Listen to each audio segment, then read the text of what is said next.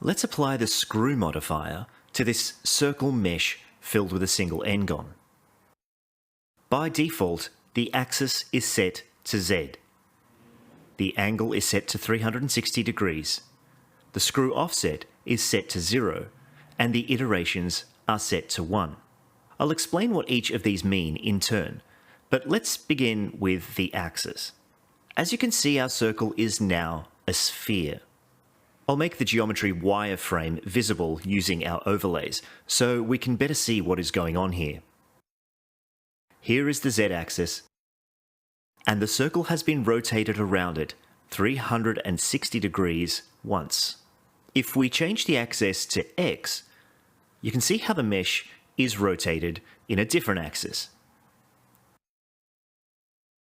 Now watch what happens when the circle, which is oriented in the XZ plane, facing out in the Y direction, is rotated around the Y axis. It is no longer a sphere, but some kind of weird ring. If we go into edit mode, and we rotate all the vertices 90 degrees around the Z-axis, then it becomes more apparent, and the circle is once again a sphere, with its poles aligned along the Y-axis. I'll reset the axis to X, and drop the angle to 90 degrees. Because this is a full circle, and its object origin is at the center of that circle, the entire object will create these 2/4 of the full sphere. I'll increase the iteration count to 2. Now we appear to have a full sphere, but what's really going on is that each 90-degree rotation is being repeated twice.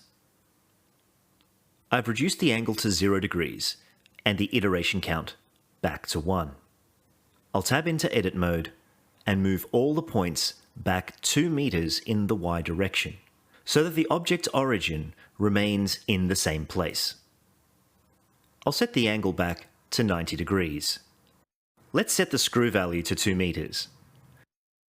Note that this setting is affected by the axis that is chosen, so the circle is extruded and moved 2 meters in the X direction. Now if we increase the iterations, it will repeat this shape by the number of degrees. If you alter the screw distance, you can create a thread with greater or less frequency. You can also use an object as the axis point. I'll add a cube here, and I'll reduce its size in edit mode so that its object scale remains at 1. I'll select our circle once again, and I'll use the eyedropper tool next to the axis object field, and I'll select the cube. I had disabled the display in viewport setting so that this process was clearer, but now I'll re-enable it. Now we can control the radius of the effect by moving the cube. You'll notice, however, that the radius is only affected in any axis which isn't currently selected. I'll now enable Object Screw. This will disable the screw by distance setting, as the position of the axis object now overrides this function. Whichever axis we move the object along, the modifier will affect how the screw is applied. By default, the object is repeated over 16 steps. There's a viewport count and a render count. Just like with other modifiers, this refers to the number that is previewed in the 3D viewport and at render time. Let's reduce the count to 8, but increase the angle to 180 degrees. You'll notice that the count is now spread over the total shape, even though the degree count is higher. In this example, we're going to look at what the merge function does. Let's take this single edge. Now the object origin is set in line along the x-axis to what will be the point of this cone. I'll set the angle to 90 degrees and the iterations to 4.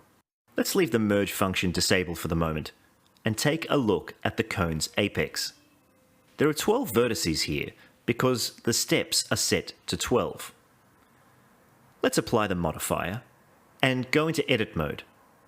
If we select a point on the apex, you'll see that this point is not attached to other points, even though they occupy the same space. It hasn't automatically merged them. I'll undo the last couple of steps, and this time I'll enable the merge function. Now when I apply the modifier, it will automatically merge these points, as they are well within the designated threshold. UV information can be applied to the modified mesh. Let's take our circle example. I'll add the screw modifier to it, set its rotation to 90 degrees around the x-axis. And to demonstrate how a material is applied, I have generated this color UV grid and plugged it into the base color input of the default principled BSDF shader. My viewport is set to material preview, so when I apply this material to our object, we can immediately see how it is mapped onto its surface. Let's take a look at the modified properties once again. The stretch UV setting allows us to stretch the U and V coordinates across the surface of the generated mesh. If we increase the iterations and increase the screw distance, then continue to add iterations, you'll see how the image is repeated for every iteration. This would be of great use for tileable textures, for example. Lastly, we have some options for correcting any normals issues. By default, smooth shading is enabled, and disabling this will switch the object to flat shading. To see what the next two options do, I'll enable face orientation in my viewport displays. If for some reason your normals are incorrect somewhere along the surface, Calculate Order should correct any issues. In this case, it will simply reverse our normals since everything is pretty consistent. And finally, you can flip the normal direction altogether.